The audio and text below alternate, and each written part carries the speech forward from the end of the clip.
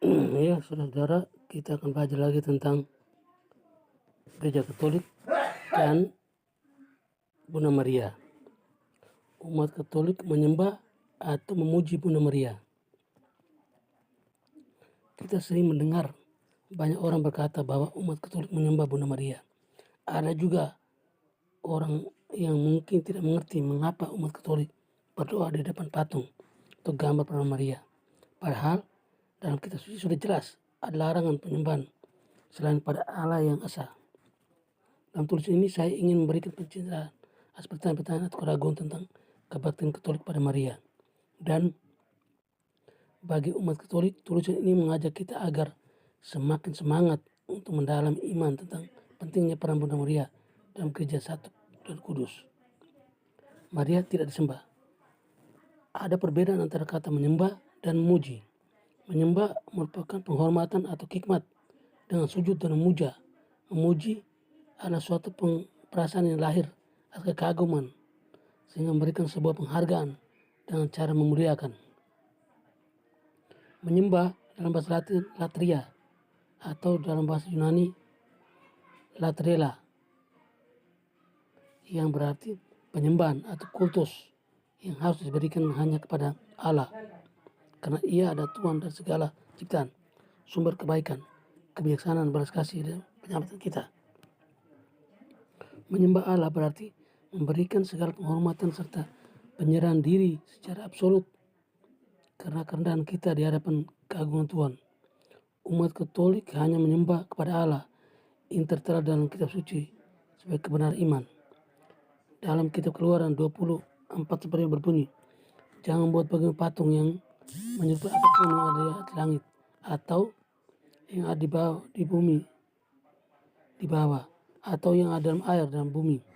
Jangan sujud menyembah kepadanya atau beribadah kepadanya, sebab aku, Tuhan Allahmu, adalah Allah yang cemburu. Umat Katolik tidak menyembah Bunda Maria.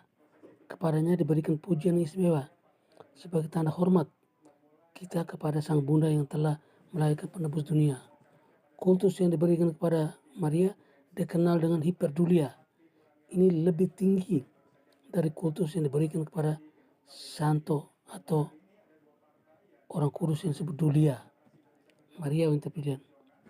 Pujian kepada Maria diberikan karena dia adalah wanita yang dipilih Allah untuk menjadi bunda Kristus. Artinya Maria tidak seperti yang lainnya karena dia menerima berkat dan karunia khusus untuk menjadi bunda dari Allah sendiri. Coba kita mengenang kembali narasi tentang Maria yang menurut SB dalam Lukas 1:41-42. Dan ketika Elizabeth mendengar salam Maria, melonjaklah anak yang dalam rahimnya. Dan Elizabeth pun dengan Roh Kudus lalu berseru dengan suara nyaring, diberkatilah engkau di antara semua perempuan, dan diberkatilah buah rahimmu. Dan selanjutnya, pernyataan Elizabeth mengafirmasi bahwa Maria adalah wanita yang diberkati, dan dia dipilih oleh Allah untuk membawa juru selamat di dalam rahimnya. Dan itu sebabnya kita umat Katolik memanggilnya demikian dari generasi ke generasi. Oleh karena itu, penghormatan dan pujian diberikan umat Katolik kepada para Maria terberkati memiliki dasar Alkitab yang kuat. Kepada Maria kita memberikan cinta yang istimewa, meniru teladan hidupnya, menghormatinya, dan percaya kepadanya seperti kepercayaan yang diberikan Yesus kepadanya. Dia adalah makhluk pertama yang sepenuhnya dimuliakan Allah, suatu tanda konkret tentang keselamatan Kristus Yesus dengan kemanusiaan kita. Memuliakan Maria berarti mengakui iman kita dalam pengharapan Paskah Kristus Yesus yang kuat dalam diri kita. Maria selalu memperhatikan kita, mengasihi kita dengan cinta seorang ibu yang tak ada batas, karena Yesus sendiri telah menyerahkan kita kepadanya. Yohanes 19:26. Inilah ibumu, inilah anakmu, ibu, inilah anakmu. Kita pun demikian mengasihi Maria dalam ketaatan kepada Yesus dan kesetiaan kepada Injil. Yohanes 19:7. Inilah ibumu. Ya, sebab dengan penuh percaya diri kita menghadap Maria untuk menyampaikan segala kebutuhan dan percaya dengan pernyataan keibuannya. Maria perantara kepada Kristus. Kita menghormati dan memuliakan Maria karena ia ada antara kepada Yesus bagi semua anak yang datang memohon belas kasih Allah. Gereja Katolik tidak pernah mengajarkan bahwa Maria mengganti posisi Tuhan Yesus sebagai perantara. Gereja selalu mengajarkan bahwa hanya Kristuslah satu-satunya jalan untuk menuju Allah Bapa, dan hanya melalui Dialah kita disamakan dengan Allah. Ini berarti bahwa Yesus adalah satu-satunya mediator Allah dan manusia. Namun ada arti lain dari kata perantara yang menjurus pada pemohon bantuan. Contohnya, kita seringkali meminta bantuan kepada imam atau orang lain agar didoakan. Dalam konteks ini, mereka pun menjadi perantara, namun bukan berarti mengesampingkan peran Kristus sebagai mediator utama. Jadi dalam hal ini, yang ingin disampaikan kepada Maria, yang disampaikan adalah Maria perantara yang istimewa, karena lebih dekat dan bersatu dengan sabda inkarnasi dan sekaligus menjadi ibunya. Kita bisa melihat contoh peran mediasi Maria yang meminta bantuan kepada Yesus dalam narasi kitab suci tentang pernikahan di Kana Galilea. Ini Yohanes 2, 1-11. Intervensi Bunda Maria dalam mujizat pertama, putranya bukanlah suatu kebetulan.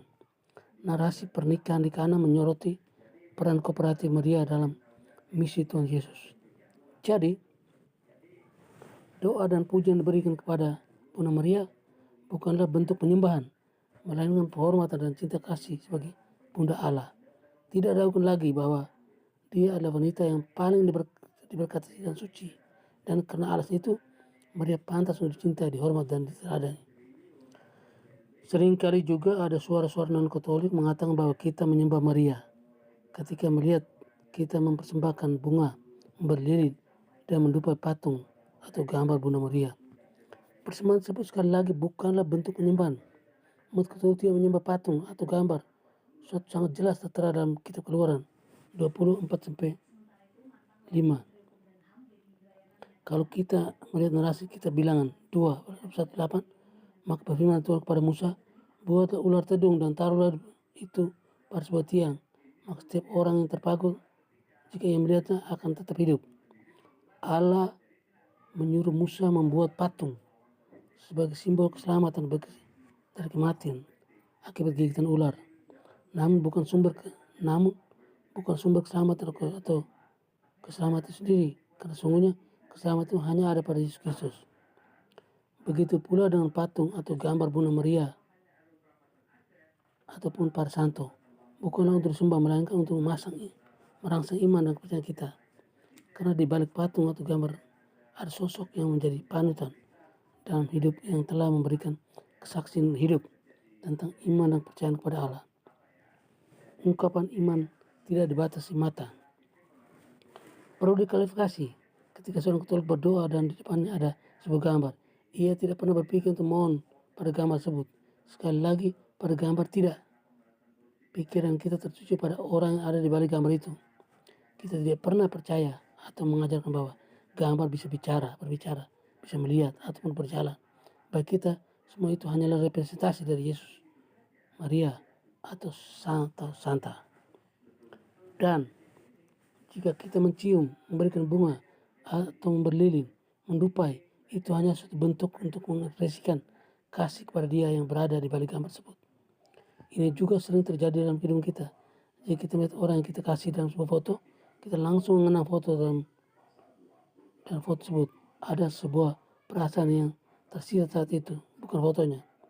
Jadi sekali lagi, gambar atau patung kurus hanya sebuah representasi.